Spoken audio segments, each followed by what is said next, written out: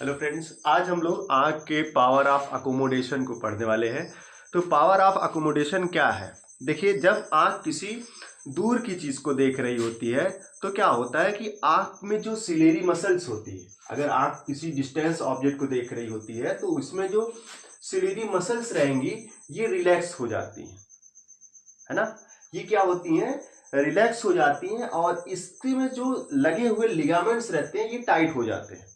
अब क्या होगा, अगर लिगामेंट्स टाइट हो जाएंगे तो ये लिगामेंट्स जो है ये लेंस से लगे रहते हैं और लेंस से लगे रहने के कारण ये क्या होते हैं, जब लिगामेंट्स टाइट होते हैं तो आंख का जो लेंस होता है वो थोड़ा पतला हो जाता है। और जब आंख का लेंस पतला होगा तो इसका जो कन्वर्जिंग पावर है ये क्या हो जाएगा, घट जाएगा। लेंस पतला होगा तो कन्वर्जिंग पावर क्या हो जाएगा, घट जाएगा। कन्वर्जिंग पावर मतलब कि लाइट को एक जगह पे कर देना, इकट्ठा कर देना, एक जगह पे लाके कर देना। तो अगर इस लेंस पतला हो रहा है तो उसकी कन्वर्जिंग पावर घट जाती है, लेकिन फोकल लेंथ क्या हो जाती है, बढ़ जाती है। दूर की चीज को देखना है ना, फोकल लेंथ बड़ी होनी चाहिए। तो फोकल लेंथ, लेंस पतला हो रहा है ठीक है, कोई बात नहीं, लेकिन उसकी फोकल लेंथ क्या हो रही, बढ़ रही है। तो पतला हो रहा है ठीक है, तो पतला हो रहा है और लेंस की फोकल लेंथ क्या हो रही है, वो बढ़ रही है, लेकिन इसकी कन्वर्जिंग पावर क्या हो रही है, स्मॉल हो जा रही है।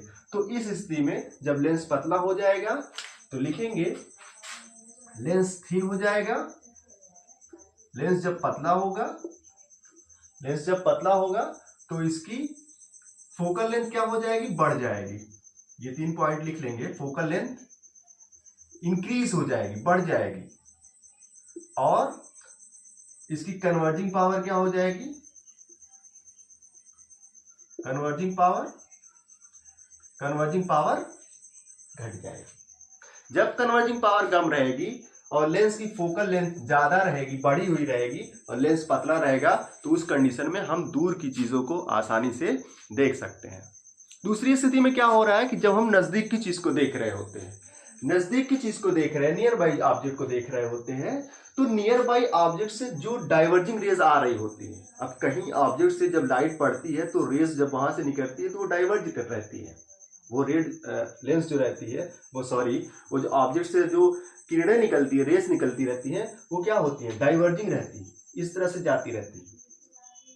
यहां से नजदीक का देख रही है तो यहाँ पे लाइट आई, इस ऑब्जेक्ट पे पड़ी तो रेस क्या हो, थोड़ा डाइवर्ज रहती है ना। तो इनको बटोरने की जरूरत पड़ती है, इकट्ठा कन्वर्ज करने की जरूरत पड़ती है। अब जब लाइट को कन्वर्ज करना है तो हमको ज्यादा कन्वर्जिंग पावर लेंस की जरूरत पड़ेगी कि भाई ऐसा लेंस लेना है जिसका कन्वर्जिंग पावर ज्यादा रहे।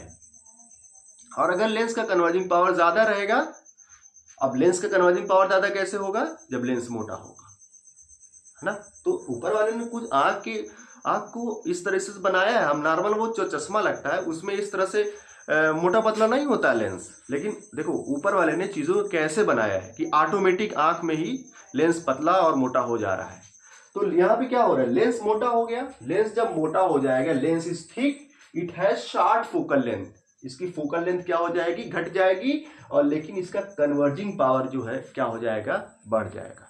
Converging power, large converging power.